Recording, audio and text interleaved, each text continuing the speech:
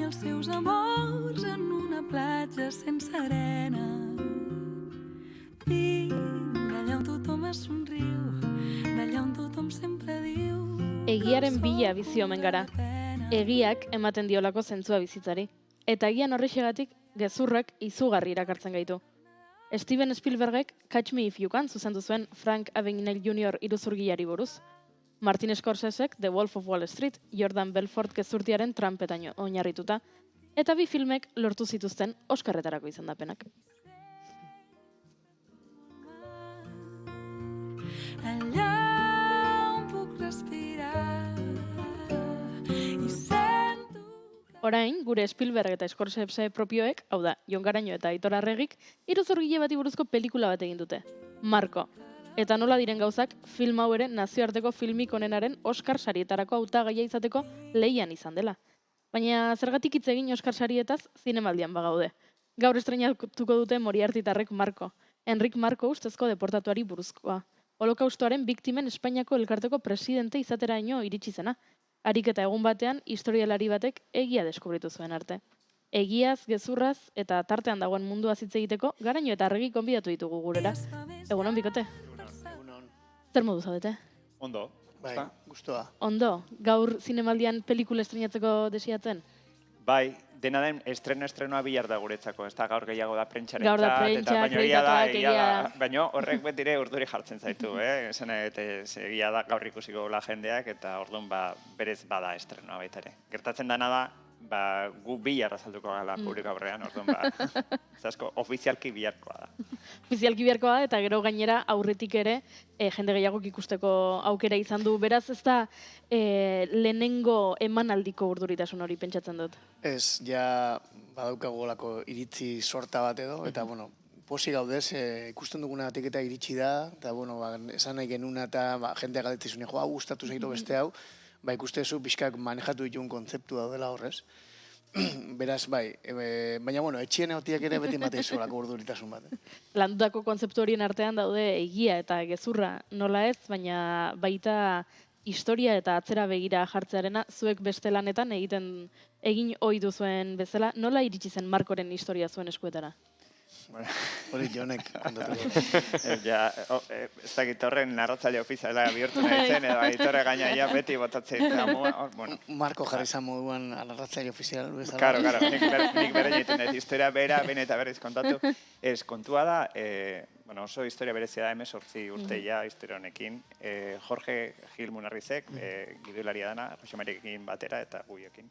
Eta, lehenengo asmoa zen dokumental bat egitea. Eta hortarako berarekin bildu ginen, hainbatetan, eta dena ondo zijoan, baina egun batean esan zigun, Alemania jo nahi zula, paper batzun bila, azkenean beha etzan konzentrazio eremu batean egon, baina bai kartzel batean, eta hori demostratzen zuten paper batzuk bilatu nahi zituen. Eta ordu, berakoi kontatu zigunean, pentsatu genuen, hori grabatu behar genula berarekin. Eta esan genion, ea jungintezken berarekin, eta esan zigun ezetz, oso pertsonala zala, eta nahiago zula bakarri joan. Ulertu genuen, onartu genuen, eta dena ondo. Baina, bidai horretatik bueltatu zenean, esan zigun beste zinemagile batzukin juntzala.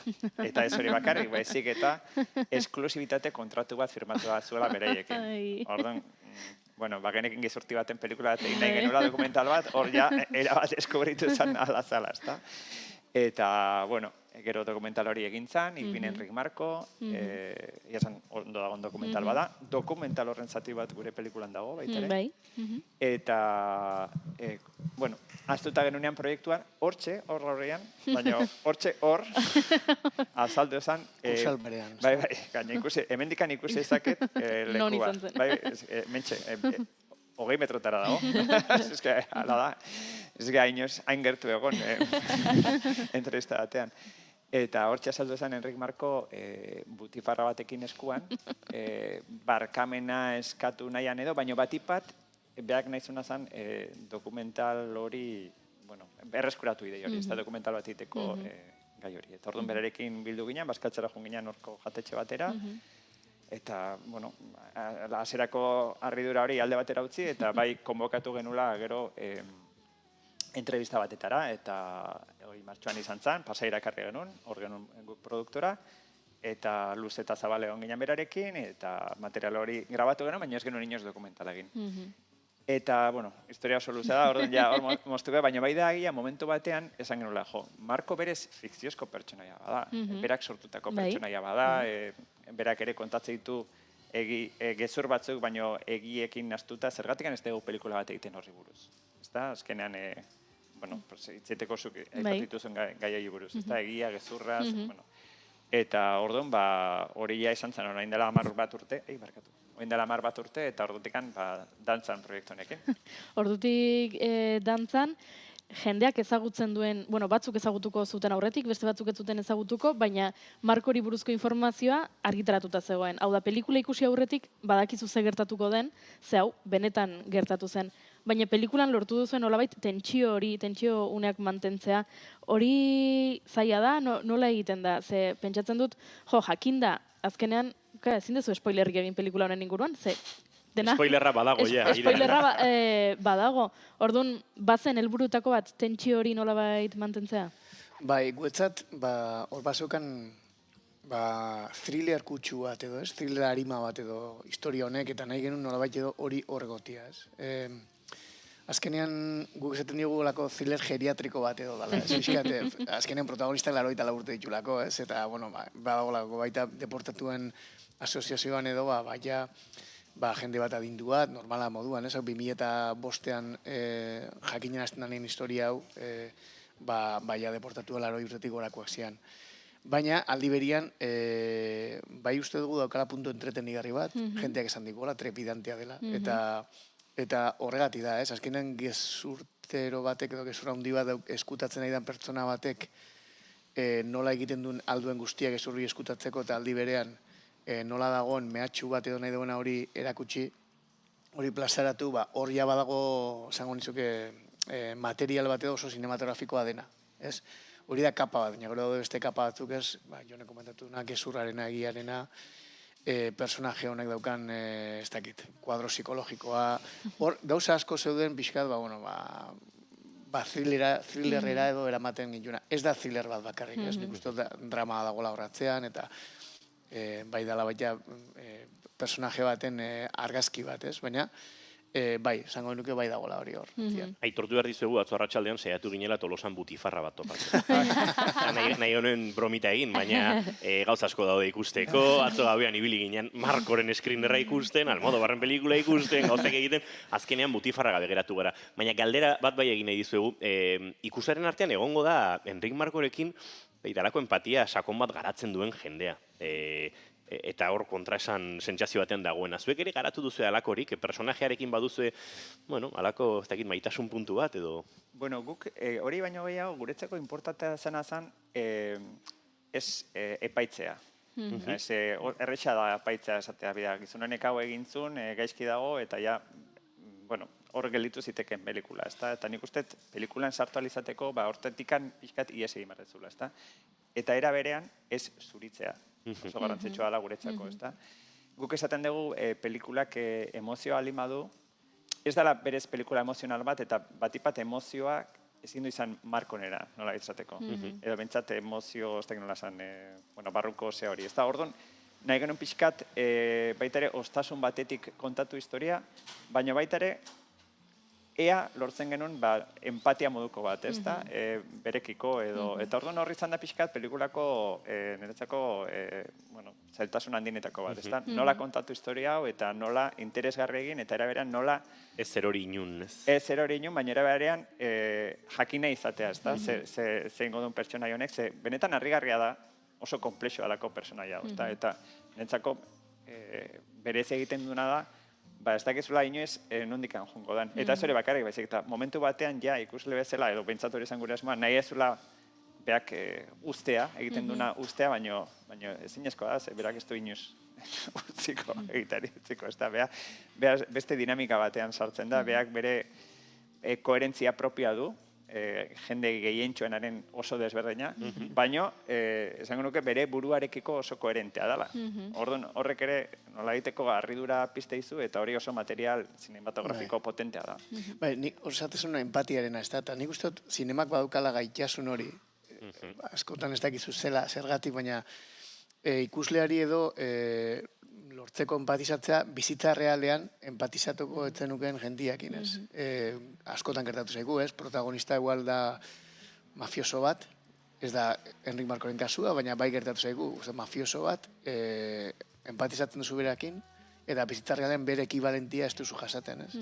Baina, hori interesantea da, ze azkenean horrek eramate zaitu baita, seguramente bizitza realien aukitazkezun hormak, eta esatia mendik ez naiz pasatzen dago, ez dut nahi, zinemak nola baito apurtu itaitu eta igual hausnarketa sakon batzutara edo, ez? Hori da, askotan, zinemagilea desio duguna, ikusle moduen jaso dugulako, ez? Ikusten dugunean zine hon bat, ez? Zergatik Markok egiten du hau? Bizitza realien ez da jarriko ginen pentsatzen zergatik esango genuke, ez urtero bada eta punto, baina gure helburua beti fikzioen bitartez ulertaraztea zer egon daiteken. Ez empatizatzea, baina bai ulertaraztea esatea baitu. Zergatik? Igual maitatua nahi dulako sentitu. Igual danak egin dugu nolabait, ez? Askotan komentatzen dugu, danak egin dugu nolabait edo askotan gure realidadea makillatu ezain beste. Eta, hori gustatzen zaigu, ez? Sakontasun horretara saiatzea iristen. Empatizazio horretan, ez guztiz empatizatzeko berarekin, edo errealitatera erabat etortzeko, niri iruditu zait behintzat ikusterakoan, familiaren trama oso garrantzitsua izan dela, ez? Zezuk entzuten balin badezu soilik Marko eta bere ikuspuntua bakarrik ikusten balin badezu, hori gertatzen da ez, azkenean amaitu dezakezula zuritzen bere irudia, baino hor alabarekin eta familiarekin dagoen drama hori, uste dut horrek erasko laguntzen duela. Esan dezakegu pelikula badela pixka drama familiarra baita ere? Bada, izan daiteke bentsat, edo behar bada ez pelikula osoan, baina bai momentu jakin batean oso garrantzitsua bihurtzen da, ezta? Ze baita ere, da historia hau nola bizitzen duen protagonistak, baina baita ere inguruko jendeak, ezta? Eta ze suposatzen duen beraientzako, eta gaina suposatzen duen hori oso desberdina izan daiteke benetako deportatu batentzat, edo familiakoentzat, ezta? Ze azkenean, pertsona bati edo beste bati zerbait desberdina eskaintzen diazu. Zuk baita ere, ezta? Eta orduan jasotzezuna ere desberdina izango da. Eta hor ere badago, ezta? Azkenean, Marko dalako, denak ditu gure berzio desberdinak. Ni behar desberdina nahi zurekin, erabatean nahi zurekin eta desberdina naiz berarekin. Danak egiten duen zerbait da, ezta? Eta orduan horrek ere erlazioak aldatzen ditu eta baita ere, bizitza bera, ezta? Eta orduan, jakina, eremu intimoan gauzak desberdin bizitzen dira eta hori ere erakutsi nahi genuen, ezta? Nola batzutan ere ez da erresa, ezta? Olako situazio baten aurrean, hori ere epaitzeko erresa da, ezta? Nik hau ingo nuke edo ez, bai, jarri zaitezu situazio hortan, ezta? Hainbeste denbora berekin konpartitu ostean. Orduan hori ere mai gainean jarri nahi genuen. Bukaeran, kazetari batek aipatzen du entrevista batean, ez goratzen zein kazetari den, baina akaso egiazko entrevista bada gainera. Lan hau da denok barruan dugun gezurti horri buruzko lan bat esan dut berak, ez? Liburu bat idatzi du eta todos llevamos un embustero dentro. Egia da, ez? Hor dago, baina era berean, Enric Markok hori oso mugara eraman du, ez? Hori da. Mugara eraman du, baina rekonoziblea da.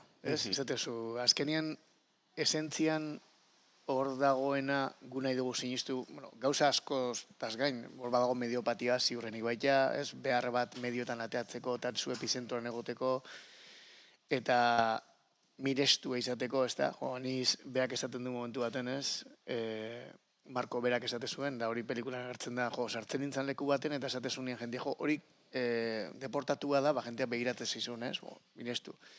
Baina, muinean igual da hori, maitatu sentitzia, behar hori ez. Maitatua sentitzu nahi dut ez. Eta